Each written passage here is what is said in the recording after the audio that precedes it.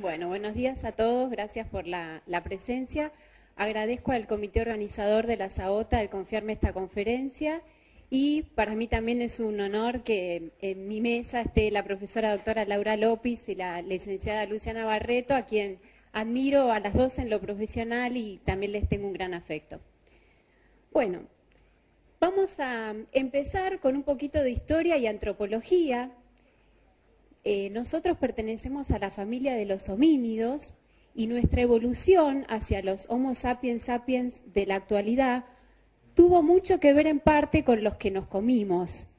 Y en este sentido resulta casi imposible hablar de vegetarianismo si antes no revisamos cuáles fueron los alimentos más apropiados para nuestra especie.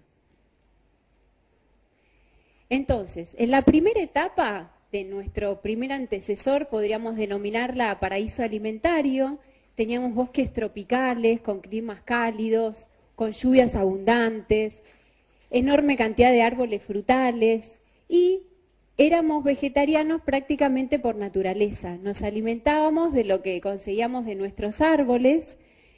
Uno de estos ejemplos es un fósil que denominamos Ardipithecus ramidus, porque bueno, ramidus quiere decir raíz y ardi viene de la lengua de Afar, que es una tribu de Etiopía de África donde se encontraron estos fósiles, que quiere decir suelo. Estos antepasados eran cuadrúpedos y de tamaño muy reducido y como característica tenían un intestino grueso de gran tamaño porque tenían que procesar altas cantidades de fibra. Tenían caninos también espatulados que son parecidos a los nuestros en la actualidad. ¿Y qué comían los Ardipithecus? Bueno, lo que tenían de los árboles, las frutas frescas, los tallos, las hojas, tiernos, jugosos, las frutas secas, frescas, oleosas, las semillas, por ejemplo, también. Y bueno, tenían abundancia permanente de alimentos. Y es muy improbable que haya habido algún Ardipithecus ramidus con obesidad, porque no necesitaban guardar tejido para reserva energética, porque tenían siempre alimentos. Pero luego las condiciones climáticas cambiaron, el planeta se empezó a enfriar y pasamos de lo que eran bosques tropicales a lo que fue una sabana, lo que obligó a que nos tuviésemos que bajar de los árboles y empezar a comer alimentos del suelo.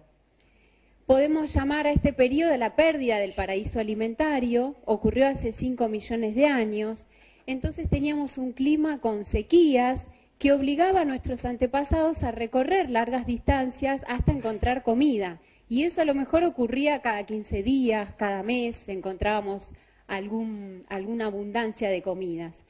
Entonces, tenemos un representante de este periodo al cual los investigadores llamaron Ardi, que era una hembra de 1,20 m, de 50 kilos, cuyo cerebro tenía una capacidad aproximada de 350 centímetros cúbicos, y era como un Ardipithecus ramidus, pero mucho más evolucionado, porque Ardi ya andaba en 2 patas, era bípeda. ¿Por qué se tuvo que hacer bípeda? Porque tuvieron que bajar de los árboles y empezar a caminar para conseguir comida. Un poquito más adelante tenemos a otro representante de este periodo que serían los Australopithecus afarensis. Lucy es la más conocida por todos nosotros. También es una hembra de un poquito menos, la estatura era 1 metro y pesaba aproximadamente entre 25 y 30 kilos. El cerebro tenía la capacidad similar. Y se la llamó Lucy porque los investigadores que encontraron los fósiles escuchaban con frecuencia la canción de los Beatles que se llama Lucy en el cielo con diamantes, así que por eso la bautizaron así. Bueno, ¿y qué comía Lucy? Ya no tenía frutas frescas, o por lo menos las tenía cuando las encontraba. Comía alimentos más duros, raíces, tubérculos, bulbos, semillas, y tuvo que incorporar alimentos que tuviesen mayor densidad calórica y nutricional, porque con eso no le alcanzaba. Tendría que haber estado la mayor parte del tiempo pastoreando para encontrar alguna hierba y recorriendo largas distancias. Entonces, empezaron a incorporar otros alimentos que nos aporten mayor densidad nutricional, como fueron pequeños roedores, reptiles, huevos, miel, sapos, etc. Los caninos de Lucy no sobresalían por el resto de las piezas dentarias y eso le permitió separarse del resto de los primates y hacerse un poco más humana, porque les permitía masticar los vegetales. En esta época, nuestros antepasados experimentaron una experiencia nueva que fue el pasar hambre, que hasta ahora nunca nos había pasado. Y aquí creamos a nuestro actual genotipo ahorrador, que fue presentado por Neal allá por el 1962. ¿Y cómo fue que se adaptaron nuestros antepasados? Ante la escasez de alimentos, cuando los encontraban, era urgente comerlos, porque si no venía otro depredador y los comía, y rápidamente tuvieron que aprender a guardar eso como reserva energética para los periodos de hambruna. Tal es así que este metabolismo diseñó por mutaciones al azar, que luego les permitieron a los que la tenían sobrevivir, desarrollar una sensibilidad diferencial de la insulina. Entonces, por ejemplo, el músculo se volvió resistente a la insulina, la glucosa no ingresaba al músculo, entonces permanecía alta en la sangre e ingresaba mucho más fácil al tejido adiposo, porque ese sí permanecía insulino sensible. Y con esto fabricábamos más rápido grasa y la guardábamos como reserva, como les dije antes, para los periodos de hambruna. Esto, en la antigüedad, nos permitió la supervivencia y la reproducción. Hoy en día, algunos tenemos los mismos genes ahorradores, pero en un mundo con hiperdisponibilidad alimentaria. Bien, pasamos a la etapa número 3, donde cada vez la sequía era mayor y la escasez sobre todo, y allí tuvimos que transformarnos en carnívoros, que más que carnívoros, carroñeros y casi obligados, o sea, a la fuerza, porque no nos quedó otra opción, me atrevería a agregar. Esto más o menos fue hace 2 millones de años y la escasez de alimentos vegetales nos hizo recurrir a otras fuentes alimentarias. Como ejemplo tenemos al niño de Turkana, que es un Homo ergaster, que bueno, el niño de Turkana es un representante de este espécimen. Tenía aproximadamente 10 años cuando falleció, pesaba 68 kilos y 1,65 m, o sea que ya era bastante alto para su edad. Si hubiese podido seguir viviendo, quizás hubiese llegado hasta el 1,85 m, o sea, muy parecidos a la altura nuestra. Pero fíjense, el tamaño cerebral se duplicó, de 400 o 350 centímetros cúbicos pasó a 900, y el intestino grueso se hizo más pequeño, porque ya los procesos fermentativos para atacar la fibra no eran ya tan importantes. Entonces achicó el tamaño del intestino grueso y nos creció el cerebro. Ahora, este es el dilema con el que seguramente se habrá encontrado el niño de Turkana. ¿Qué hacía? Seguía comiendo frutas, semillas, hierbas, para los cuales tendría que haber estado la mayoría del tiempo comiendo, como hacen los herbívoros y parte de la noche también. Eran menos disponibles estos alimentos, menos procesables, con menor densidad calórica y menor densidad nutricional también. O se pasaba al carnivorismo, porque las carnes eran más disponibles, más procesables, con mayor densidad calórica y nutricional. Bueno, la elección, por supuesto, fue el carnivorismo, y la evolución en ese momento tuvo que diseñar un carnívoro, pero con un aparato digestivo que era parecido al de un herbívoro. Entonces, tuvimos que achicar nuestro intestino grueso y alargar el intestino delgado para aumentar la capacidad de asimilación de esos escasos nutrientes. Yo les comenté que el cerebro duplicó su tamaño. ¿Cómo fue que creció? Necesitamos en esa época una combinación de alimentos con alta densidad calórica, con proteínas, con vitaminas y minerales, pero mucho más protagónico que esto fue la necesidad de ácidos grasos de cadena larga poliinsaturadas. Esos fueron el componente clave para que nuestro cerebro crezca, sobre todo con el DHA, el docosahexaenoico, que junto con el araquidónico forma el 90% de los ácidos grasos que se encuentran entre los fosfolípidos de las membranas de las neuronas. Y así nos creció el cerebro. Ahora, esto los historiadores dicen que no pudo ocurrir en cualquier parte del mundo, sino que necesitamos un entorno que tuviera esa disponibilidad de alimentos con este tipo de características, sobre todo con los ácidos grasos de cadena larga. Y eso únicamente pudo ocurrir en un entorno lacustre, o sea que por muchos millones de años tuvimos una vida al borde de los lagos. Y esto ocurrió en el este de África, donde hay una falla geográfica que se llama el Valle de Rift. Es una fractura que se originó hace 30 millones de años y separa, en un futuro, dentro de 10 millones de años, va a separar a la parte este de África en dos continentes. Esa falla, esa fractura, recibe aguas del Mar Rojo, que a su vez se comunica con el Océano Índico, pero fue llenada con aguas de lluvia y forman los grandes lagos del Valle de Rift. Muchos de ellos son los más profundos y los más extensos del mundo, con unas características de biodiversidad infinitas, algunos son alcalinos, otros ácidos, por la actividad volcánica.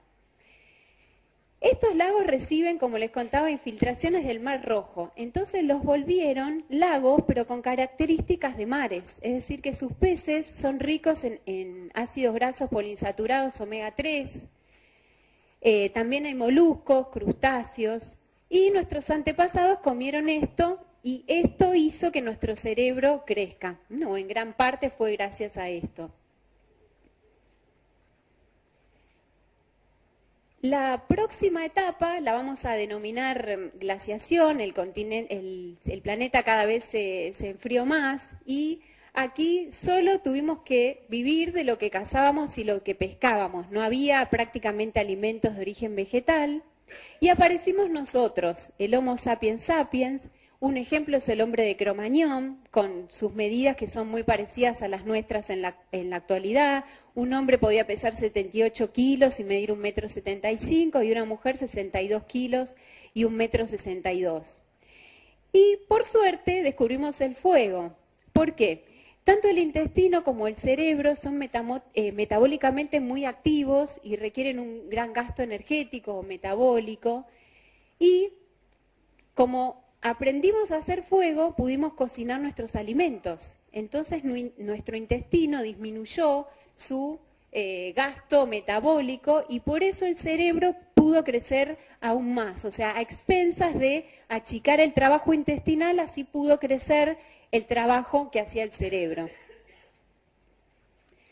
La etapa 5 podríamos decir que volvimos al paraíso alimentario, con abundancia permanente de alimentos, pero nuevos. Aquí aparece la agricultura, con por ejemplo los cereales y las legumbres, que hasta ese momento los humanos no las habíamos probado. Aparece la ganadería y en este momento, cuando pudimos domesticar un animal, ahí pudimos ordeñarlo, extraer leche y hacer todos los productos lácteos derivados. Bien, luego de este escueto repaso, si yo me empecino en afirmar que por naturaleza soy vegetariana, me pregunto qué hacen los receptores para el grupo hemo en mis enterocitos, ¿sí? O sea, nosotros tenemos un mecanismo específico para absorber el hierro no hemínico, tanto en su forma férrica como en su forma ferrosa, se absorben los dos por mecanismos distintos, y aparte tenemos un mecanismo para la absorción del hierro hemínico, que únicamente viene a través de las carnes.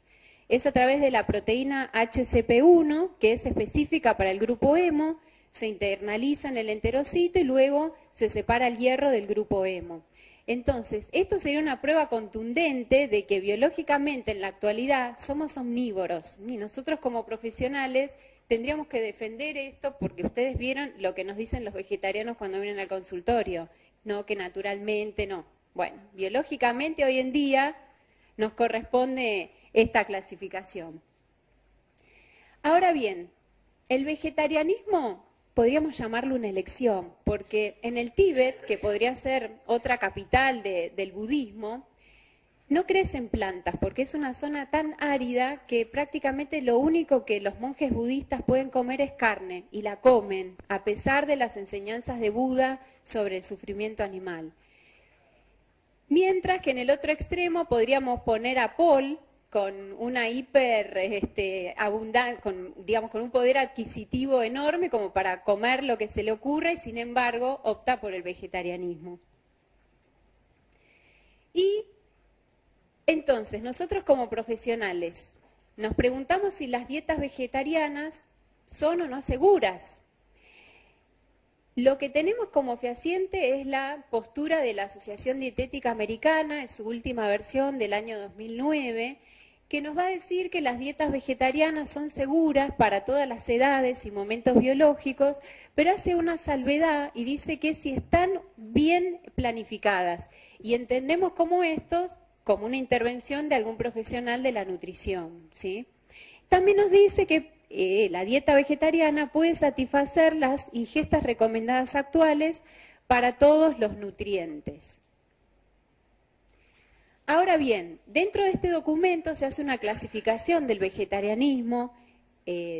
Con respecto a la alimentación vegetariana, la clasifican en vegana o estrictos, que no incluyen ningún alimento de origen animal, ovo-vegetarianos, lacto-vegetarianos, ovo-lacto-vegetarianos, api-vegetarianos, que son los que incluyen miel, y pesco-vegetarianos o vegetarianos parciales o semi-vegetarianos. Ahora, si nosotros analizamos esta denominación, ¿les cabe el apellido vegetariano a los ovo-lacto, a los ovo-vegetarianos, a los lacto? ¿O son omnívoros? Omnívoros es que podemos comer de todo, tanto alimentos del reino animal como vegetal. Entonces quizás nosotros como profesionales tendríamos que revisar esta denominación.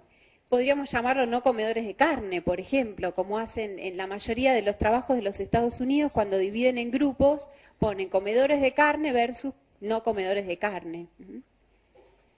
Y en este sentido de la autodefinición quería mostrarles este trabajo, simplemente este recorte.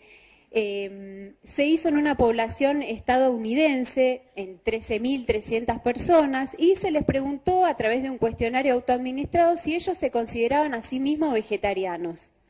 334 personas dijeron que sí, mientras que 12.979 dijeron que no. Lo curioso es que entre los autodefinidos como vegetarianos, comían carne 214 personas. O sea, de esas 334, 214 comían algún tipo de carne. ¿Cómo ellos tuvieron que volver a reclasificar los grupos y tomaron como punto de corte el consumo de 10 gramos o más por día para decir que eran comedores de carne, y estas personas, haciendo frecuencia semanal, la comían?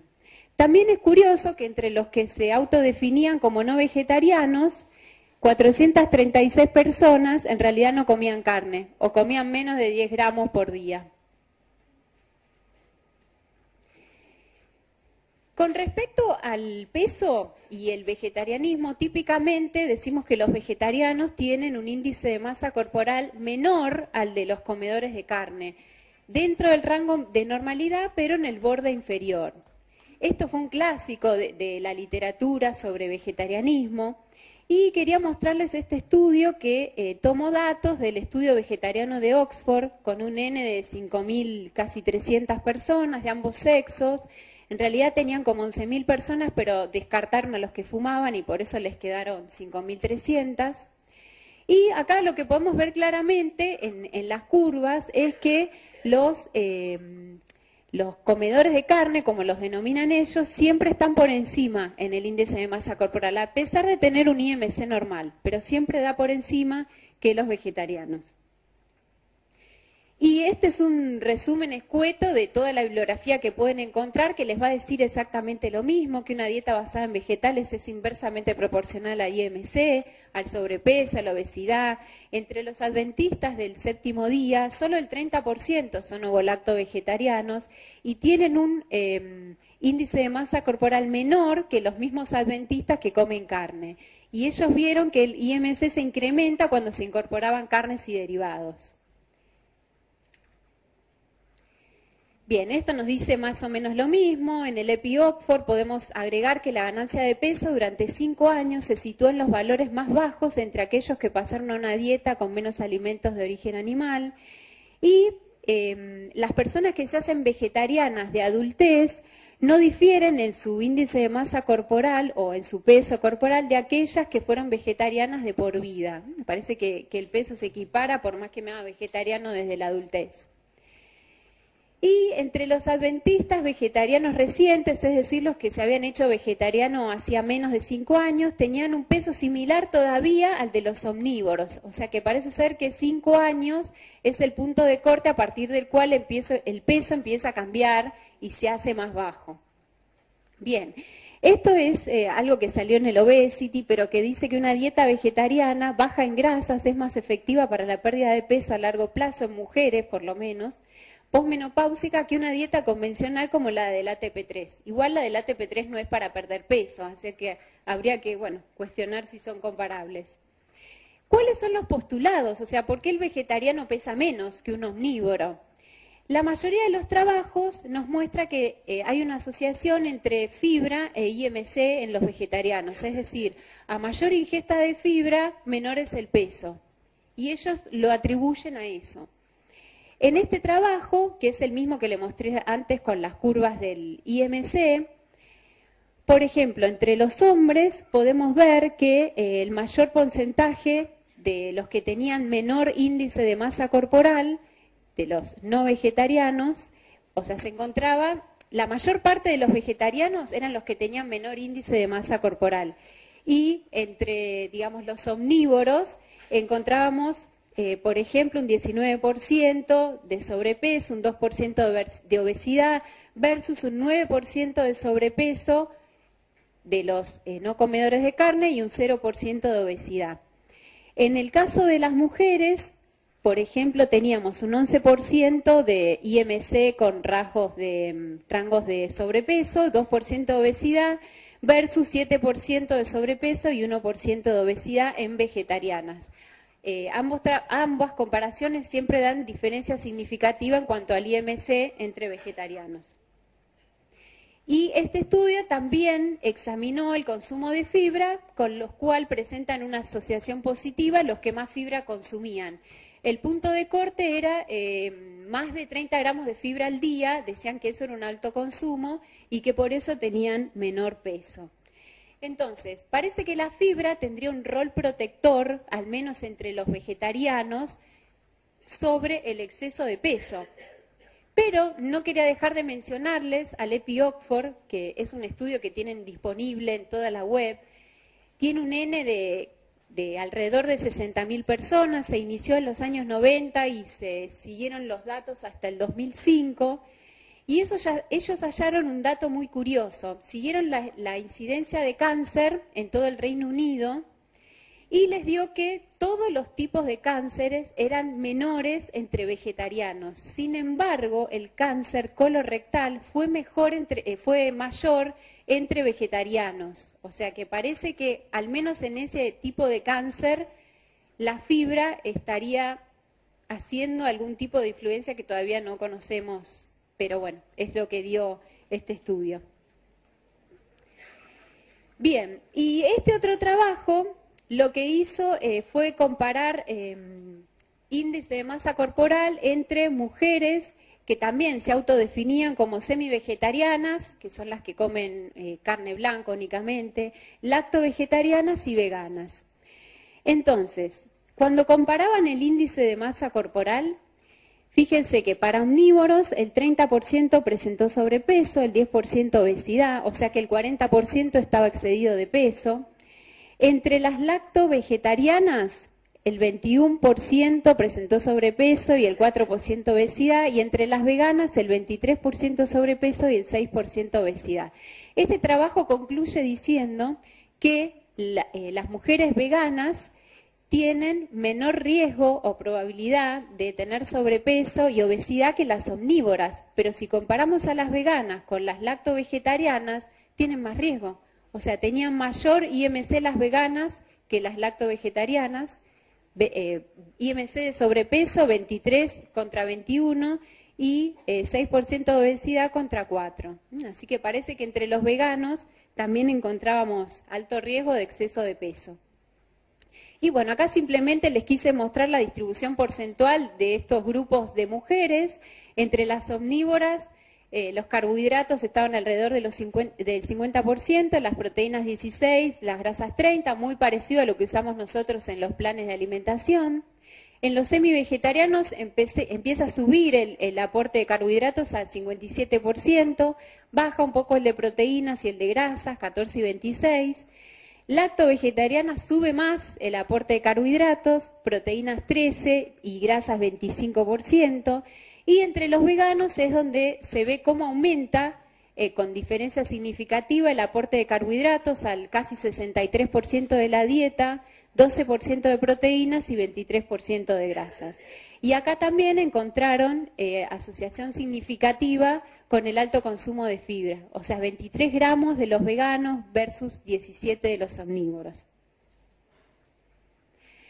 Este es otro trabajo que se hizo en 400, casi 30 estudiantes universitarios de psicología y carreras afines a la actividad física. Investigaron la duración, el tipo de dieta y las causas de abandono y compararon dieta vegetariana para perder peso versus la dieta típica hipocalórica mixta para perder peso. El 45% manifestó que en algún momento de su vida había hecho alguna dieta vegetariana para perder peso, y el 58% había hecho en algún momento una dieta típica hipocalórica para adelgazar. Lo que podemos observar acá, las barras blancas son los vegetarianos y las negritas los que hicieron dieta vegetariana, y las barras negras son los que hicieron dieta hipocalórica mixta. Los que pudieron sostener la dieta vegetariana, en su mayoría, que era alrededor del 60%, lo pudieron hacer por más de 12 meses, mientras que los que hicieron dieta hipocalórica mixta solo lo pudieron sostener entre 1 y 3 meses.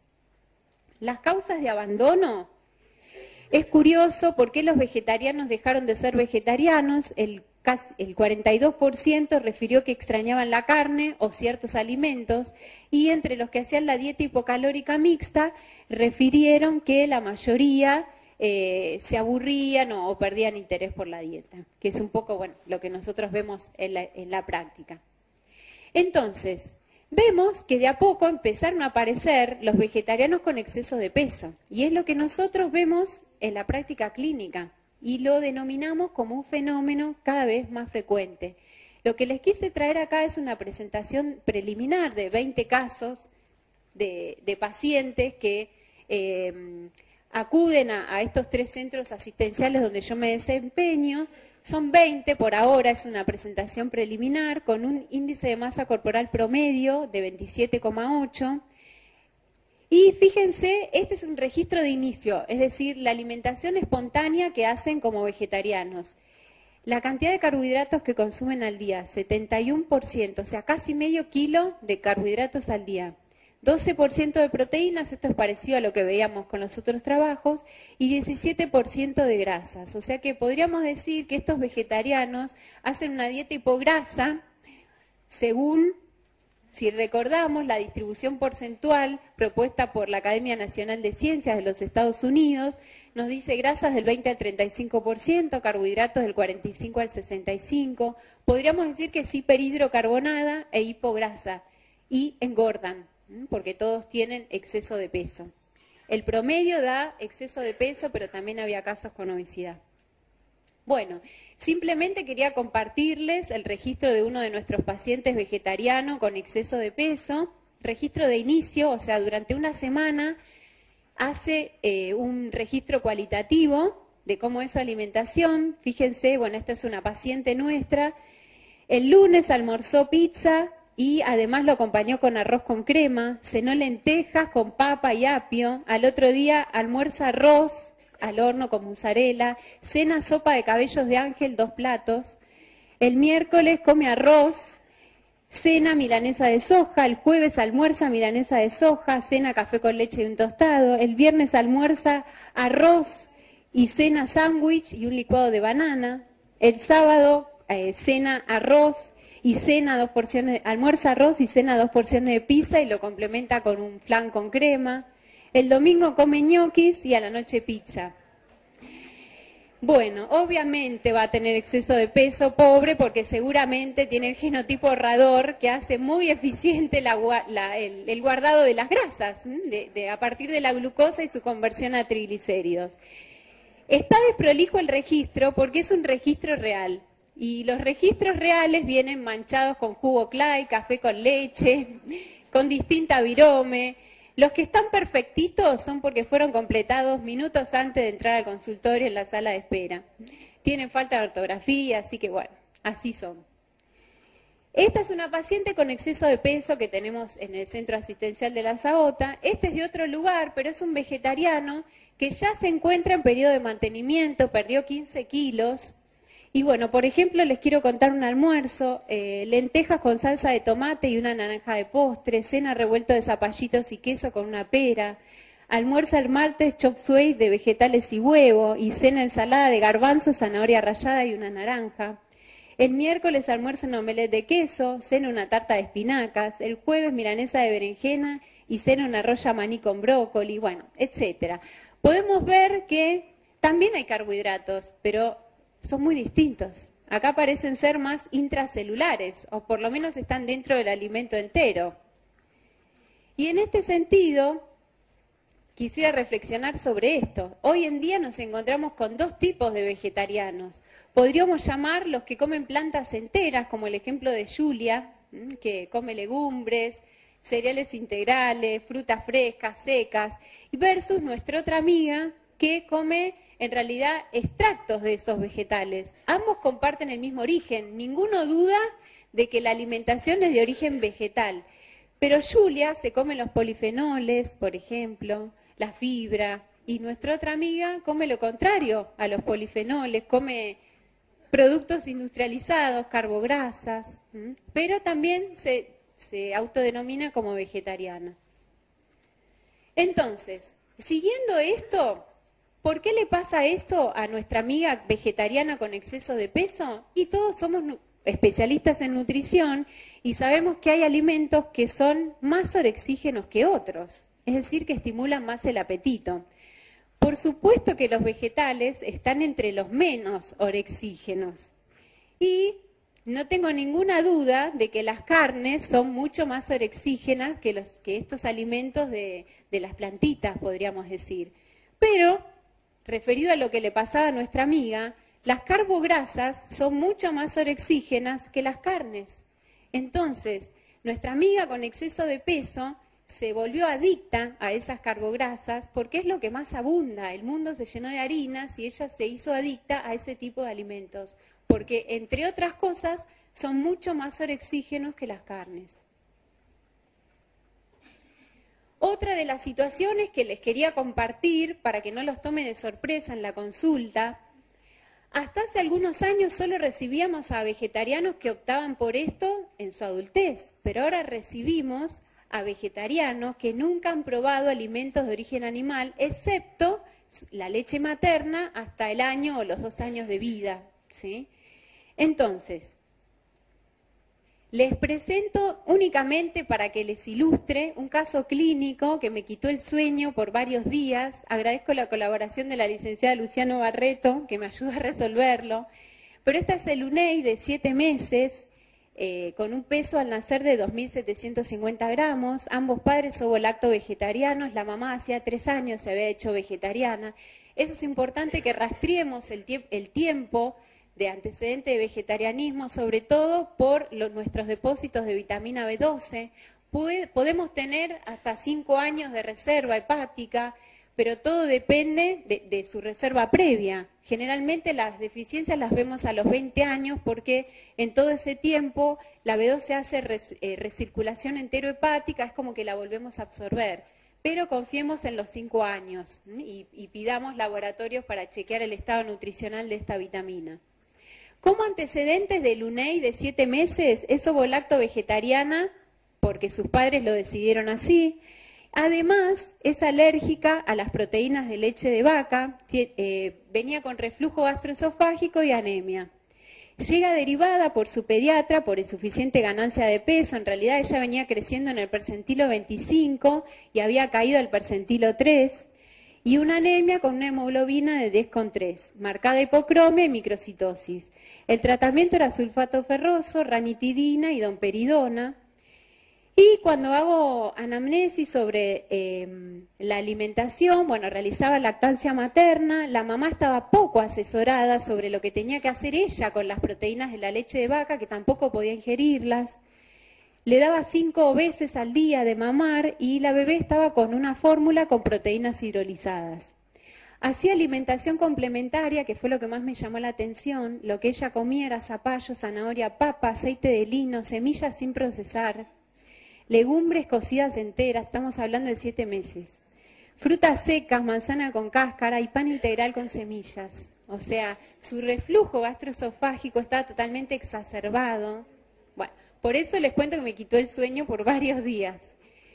Lo primero que hice fue derivarlo a un hematólogo y suplementar a la mamá. O sea, porque todavía estaba dando de lactar, así que salió con el Supradin pronatal puesto. No teníamos tiempo de que recupere el estado nutricional.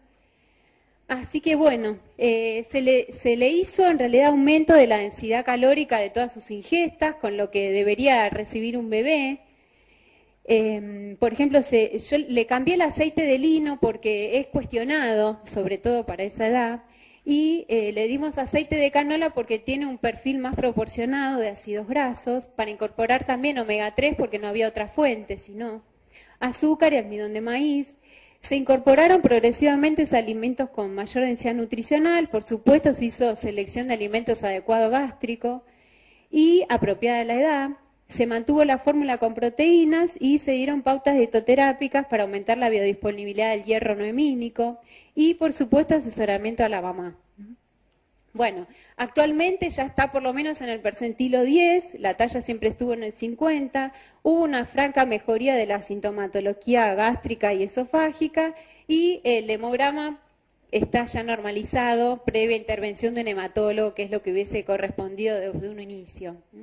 Así que bueno, también se pueden encontrar con bebés vegetarianos, ¿sí? Lo más triste es que esta mamá había consultado con una nutricionista y venía con todos estos alimentos indicados por una colega. Restan 10 minutos. Bueno, muchas gracias. Les quería contar entonces barreras de nuestra intervención profesional. ¿Qué hacemos cuando nos encontramos con un vegetariano en el consultorio? No tendríamos que juzgarlo al vegetarianismo como una mala elección, ni considerarlo como un trastorno psicológico. Ignorar las diferencias entre las distintas dietas vegetarianas hace que yo pueda hacer un plan alimentario incorrecto. Si yo no sé la diferencia entre un ovo-lacto y un vegano, y es muy probable que cometa errores. Y lo que hacían muchos colegas hace muchos años, querer revestir la postura alimentaria y prescribir el consumo de carnes. ¿Cuántos vegetarianos nos dicen, no, me dijo que vuelva a comer carne? Y bueno, obviamente se fue, no volvió más. Entonces nosotros, como nutricionistas, tenemos que hacer una intervención nutricional exitosa. ¿Qué deberíamos hacer? Lo mismo que nos decía Escudero, planificar una alimentación suficiente, completa, armónica, en este caso, muy importante que sea adecuada. Agregaríamos el concepto de óptima para que pueda expresar toda su potencialidad genético y entraríamos en la nutrigenética, en la nutrigenómica. Pero bueno, por lo menos que sea adecuada. Asesorarlo, guiarlo, hacer consejería nutricional. Nosotras en la Cátedra de Nutrición Normal, en la Universidad de Buenos Aires, tenemos, digamos, una dedicación a lo que es la alimentación vegetariana y tratamos de enseñarla a todos nuestros alumnos, ¿sí? Así que por lo menos en la UBA lo enseñamos. Y bueno, no menosprecien la posibilidad de que puedan encontrarse con cualquiera de estas personas que asista a su consultorio, porque cada vez somos más. Vegetarianos que son atletas, ni que no tienen ningún tipo de hipotrofia muscular. Y bueno, con los que vienen acá ya no se los van a encontrar, pero por lo menos sepan que fueron grandes pensadores. Bueno, sí, yo sé a quién están mirando, chicas, es vegetariano. Bueno, y algunas reflexiones finales. Si esto fuese una alimentación natural, espontánea y saludable, ¿por qué necesitan un asesoramiento de un profesional si es natural? Y bueno, porque quizás, como le pasaba a nuestra amiga, quitó las carnes y los huevos y el grupo de lácteos y reforzó la base de nuestro óvalo, pero sobre todo con harinas refinadas y se dedica también a la punta del óvalo con los azúcares, por ejemplo. Quizás porque es lo que más abunda en la hiperdisponibilidad alimentaria de harinas o carbograsas, como le quieran llamar. Y porque son más orexígenas, como vimos antes, aún más que la carne. Esto es un recorte de las IDR, que son las ingestas dietéticas de referencia, en las cuales nos basamos para las recomendaciones. Esta es de la Academia Nacional de Ciencias de los Estados Unidos. Les recuerdo lo que nos decía Ada, que una dieta vegetariana puede satisfacer las ingestas recomendadas actuales para todos estos nutrientes. Para todos estos, o sea, para las IDR propuestas por NAS, que son para omnívoros, ¿sí? Entonces, me atrevo a compartirles estas reflexiones que pertenecen a la autoría de la mente erudita del doctor Julio Montero, solo a él se le pueden ocurrir, pero se las quería compartir porque digamos, comparto con él ampliamente este pensamiento. ¿Es correcto dar recomendaciones nutricionales para vegetarianos basadas en las establecidas para otro metabolismo, el omnívoro? Este organismo vegetariano tiene adaptaciones, por lo cual es distinto analizar las cosas observadas en un modelo y aplicarlas en otras. Todos sabemos que ante la menor ingesta de hierro y de zinc, la absorción aumenta como un mecanismo adaptativo. Y la modificación de la ingesta de un nutriente afecta el metabolismo del otro. Si consumimos más carbohidratos, y seguramente voy a necesitar más vitamina C, pero si consumo menos carbohidratos, voy a necesitar menos vitamina. La necesidad de una vitamina y mineral puede cambiar en función de los otros por cuestiones de competencia o de consumo, existiendo adaptaciones a corto y a largo plazo. Esto tenemos que formularlo todavía, no lo tenemos. Pero les quería dejar esta reflexión. Por ejemplo, la recomendación dietética de hierro que nos dice NAS es de 8 miligramos para los hombres por día, 18 para las mujeres, 27 para una mujer embarazada. Y NAS dice que para vegetarianos debería ser 1.8 veces más que para las personas que comen carne. Miren lo que tendríamos que consumir de hierro por día. Un hombre 14, una mujer 32 y en un embarazo casi 50 miligramos. Ahora, ¿qué dice Ada? Que la incidencia de anemia, al menos en Estados Unidos, por deficiencia de hierro en individuos vegetarianos es exactamente igual que en los comedores de carne. Pero Ada, sin embargo, toma la recomendación de NAS y dice, no, los vegetarianos tienen que usar 1.8 veces más de hierro. ¿Por qué? O sea, ignoran la propia revisión que hicieron, si la incidencia de anemia es la misma. En resumen, biológicamente fuimos vegetarianos en nuestros inicios como especie, pero los cambios climáticos forzaron la selección de alimentos hacia lo que somos hoy, omnívoros. El vegetarianismo está claro que hoy en día es una elección, no es biológico, pero es una elección, y las dietas vegetarianas bien planificadas por un experto en nutrición son seguras para todas las edades y momentos biológicos. Parece ser que las dietas vegetarianas para perder peso fueron más sostenibles en el tiempo que las típicas hipocalóricas mixtas. El exceso de peso entre vegetarianos es un fenómeno cada vez más frecuente y la alta cantidad de carbohidratos extracelulares podría ser una de las causas en vegetarianos que no estén asesorados, que comen más de lo que más abunda y comidas más orexígenas que las carnes. La fibra dietética parece que tiene un rol protector del exceso de peso, al menos entre vegetarianos. Sin embargo, su alto consumo parece no ser tan saludable, dando mayor riesgo de CA colorectal entre vegetarianos. Y por último, esto es una necesidad que tenemos todos los especialistas en nutrición, de establecer recomendaciones nutricionales para metabolismos vegetarianos que sean distintas a la de los omnívoros. Como despedida les dejo una reflexión de Einstein, que era vegetariano y tenía un cerebro mayor al de cualquier otro Homo sapiens sapiens de la actualidad. Gracias.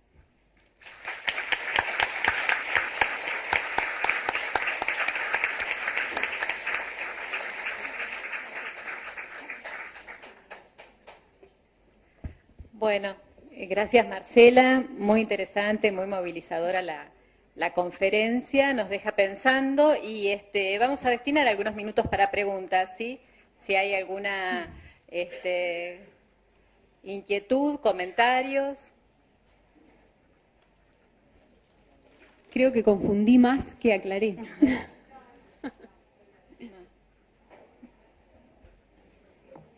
Sí, yo quería reflexionar esto, ¿no? Cómo cuando estos temas se empiezan a desmenuzar y a analizar, así como lo ha hecho Marcela, también nos encontramos un poco atrapados con estas cuestiones que bien ella planteó, ¿no? Una dieta, o sea, decimos una dieta vegetariana bien planificada cubre o tiene el aporte de nutrientes que los profesionales consideramos que debe tener. Pero por otro lado, cuando vemos las recomendaciones, hay controversias respecto a las cantidades que deben guiar esa alimentación correctamente planificada. Es decir, que no hay como un rumbo muy claro a veces en algunos nutrientes. Y bueno, yo le quería preguntar a Marcela un poco cómo te manejás vos, o sea, que desde tu práctica diaria, puntualmente con respecto al hierro, ¿qué indicación, o sea, hasta qué punto jugás o no con esto de casi el doble respecto al tratamiento, sobre todo en los pacientes con una dieta hipocalórica vegetariana? No, la verdad que es imposible dar el doble de recomendación de hierro. Tratamos de hacer hincapié en todo lo que son los factores facilitadores de la absorción. Todos somos nutricionistas y los conocemos. El agregado de un ácido, o preferentemente que sea vitamina C, para capturar ese hierro y aumentar la absorción. Alejar los fitatos o por lo menos eliminarlos. Hay procesamientos que se pueden hacer para eliminarlos, como el remojo, la germinación, la fermentación. Alejar todos los taninos que vimos ayer en la hermosa charla que dio el doctor Bloomberg, son inhibidores de la absorción del hierro, al menos del no hemínico. Así que no digo que no tomen más té verde, pero por lo menos que lo alejen 2 horas del almuerzo y de la cena. Eso más que nada. Gracias, Marcela. Sí, por favor. Sí, Marcela, felicitaciones y bueno, no es de cumplido, sino porque lo decimos. En algún caso nos felicitamos, en este caso sí. De todas maneras, lo que quería plantear una serie de cosas que por ahí no llego a entender, porque si la elección de vegetarismo, porque no quiero consumir un animal vivo, pero las plantas son animales, son, digamos, seres vivos, no tienen sangre, por la sangre o por la sangre. No lo sé, yo no llego a entender eso, pero de todas maneras hay también trabajo que hay deficiencia nutricional entre los vegetarianos puros. Y ahí hay pirámides que te plantean suplementos. Entonces yo quiero comer algo natural y encima después voy a suplementar, no sé, no entiendo, no me cierra. Otra cosa es el lacto ovo y otra cosa el vegano puro, ¿no es cierto? Entonces, no sé, tomaría una frase de que planteó el doctor Brusco, uno de nuestros grandes maestros. El mundo va y hay que ir hacia un vegetarismo, pero no llegar hasta el final. Probablemente, no sé si sería hasta así. Es lo que dijo él en su momento y este tema de amplia discusión. Necesitaríamos más trabajo que nos digan si hay deficiencias o no, o cuántas son las deficiencias reales nutricionales debido a un vegetarismo puro. Y por otra parte, bueno, se utiliza alimentos fortificados, como la mal llamada leche de soja, que no es ni una leche, como todos saben. Entonces estamos fortificando, suplementando. A mí no me cierra, no sé, pero respeto las posiciones. Gracias. No, Claudio, yo te quería aclarar que es innegable que es una elección y... Sí. Si bien hace algunos años la mayoría de los trabajos cuestionaban la suficiencia de las dietas vegetarianas, hoy la mayoría te apunta a las enfermedades que son capaces de prevenir.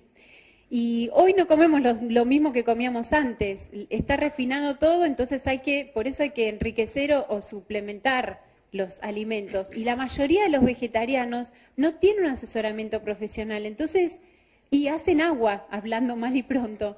Comen lo que se les ocurre, lo que más tienen al alcance y sí, vemos deficiencias, pero la idea de nuestra intervención profesional es revertirlas y nos va bien. Está bien. Una cosa colateral además y finalmente, creo que todos lo tenemos claro, que quede claro que los cereales integrales tienen casi la misma cantidad de calorías que los cereales integrales, por lo cual yo no sé hasta dónde los cereales integrales son alimentos totalmente saludables en un mundo donde tenemos un 70% de prevalencia de sobrepeso en Estados Unidos. De modo que yo me gustaría que esto corresponda a un análisis tal vez en otro momento, de modo que para mí, cereales integrales o no, semáforo amarillo.